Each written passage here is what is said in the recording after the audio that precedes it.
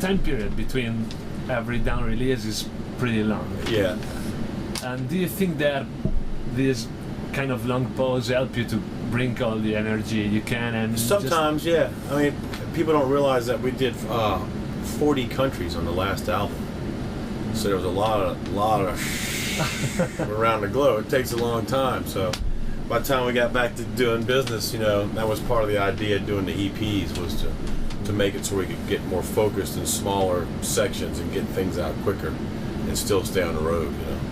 So it's all about the touring. Well, to a degree, but the EPs we're going to do 4 EPs, right? And they're all going to match up together and line up artwork wise, and it gives us a little bit more lateral movement with how we want this EP to sound. This one, we don't have to be so focused on one big album, And so it worked. In theory, it should work. I've read on the web that there's this kind of rumor about a cover EP. We've talked about it. It's just trying to figure out what songs we want to do, because we all have so many ideas. Yeah. That would be my next question. Right. I'm not gonna tell you. So it's just a surprise. Yeah, okay. But it's gonna be good. Okay. But that's way down the road, Okay, and also the acoustic EP. Yeah, it's not necessarily going to be acoustic. It's it's going to be like mellower type, just creepier songs. Okay. So how does the writing process work in down? The simplest way we do it, man, is one of us will have an idea, or sometimes a song like Witch Trip I'll have pretty mapped out, and other times we just get in a room and we just jam like we did when we were kids, and we hash it out, and Phil goes, that part's killer, that part sucks, and whatever he's feeling melody wise for his vocals, we kind of just play off of that, because his voice is a riff also. You've got a lot of twin guitar parts in that. How do you decide who's going to play something? And I think that at this point in the game, me and Kirk have it so figured out, if it's a wild, gas solo, it's probably me. If it's more Michael Shankery, it's probably Kirk. I'm David Gilmour, he's Michael Shankery. So we kind of go that way. Okay, so in layman's terms, that's kind of. Okay. And what instruments have you used on the recording of the? Just mainly Gibson, Gibson 335 and a Firebird. I use a Firebird for drop tune stuff. The same one you use live. Yeah. But I've used a couple. I used an SG on one song, I think, and even a Strat on a solo. And what about the amp? Man, we use a couple different amps. We use a Bogner. We use the Oranges. Even use an old shitty solid state Randall for some rhythm tracks. Yeah. And the orange you use is the Rocker Verb, or it's the Thunderverb 50 watt. Yeah. So you've got this massive, this huge sound. Is just from the amp, or? Yeah, I mean, I don't use much overdrive. It's just the 335 being a hollow body is just really bombastic and concussive sounding. And sometimes by rolling the gain back, you get more out of it. It's more, so it's got all that shit. And haven't you got a feedback problem with? And how do you solve that? It's like petting a snake. That's the only way I can describe it. It's like petting a snake. Okay.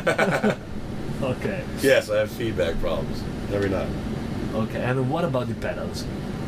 Man, there ain't much to it these days. I have a wah-wah pedal, a Phase 90, an overdrive that I use for a couple of solos. And the older I got, the more I figured out less is more. I had the luxury one time of playing Malcolm Young's guitar rig at an AC/DC show, and the guitar tech let me play it. I was like, Jesus Christ, just bam.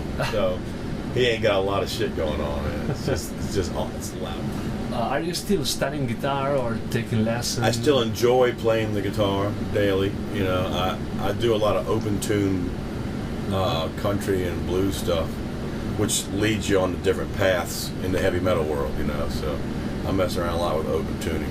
But have you got a practice routine or something like that, or you just play what you feel? Yeah, I try to learn things. I'll hang out with friends and we'll learn shit, and I'll figure something new out, or it's still an ongoing battle with the guitar. And are you self-taught or you studied? No, I self-taught, just punk rocker. Just listening to the record. Yeah, and just having a couple of good people along the way show me some really cool stuff. So, who are the guitar players that influenced your way of playing? I'd say Angus Young, actually Malcolm Young, for sheer rhythm. What he's playing behind Angus's solos always intrigued me a lot. Billy Gibbons was a huge influence. I love the way Billy Gibbons, his timing, and the way he phrases notes, and the way he lands, not on the one, and things like that were always a big deal to me. And then David Gilmour, shit like that. David Gilmour's one of my favorites. Okay. And what made you think for the first time, okay, in my life I want to become a guitar player? It's tough to say, man. I mean, I could tell you to practice, but that doesn't really do any good unless you're going to be somebody else's guitar player. I'd say the biggest thing would be to focus on songwriting. Focus on songwriting and focus on, where you land the notes. I think that's very important. Phrasing is everything. Because you can go doom, doom, doom, or you can go whoa, da, da, da, da, So phrasing is everything, and I would really focus on songwriting. Solos, anybody can figure that shit out later. I know you used in the past the ESP guitar. So what makes you...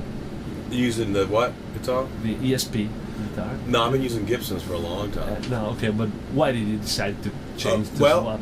I was using, yes, correct. I was using ESPs for a long time, and before that, I was playing Gibsons. Long story short, I was playing SGs when I was in the COC. And me and Woody were broke, didn't have any money, but we had 2 SGs, one each. We did it. The entire Deliverance record was done with 1 SG. All those different tones. And we went on tour with Metallica, and Hetfield was playing ESPs.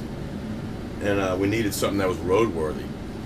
Couldn't have shit going out of tune in the big arenas. Okay. So he hooked us up with ESP and got it. And they asked me what I didn't like about the SG, so I changed a couple of things around, made it thick like a Telecaster, and put a P90 in the front, blah blah blah, and I played them for years. And then one day a Gibson guy came out to one of our shows with a 335, and he suggested I try it out. Because I've been watching your guitar playing for a long time, listening to you play, I think this guitar would be right up your alley. And I looked at it, I was like, man, I don't know. And I plugged it in about 5 minutes before we went on stage. And it went bang, and I was like, fuck.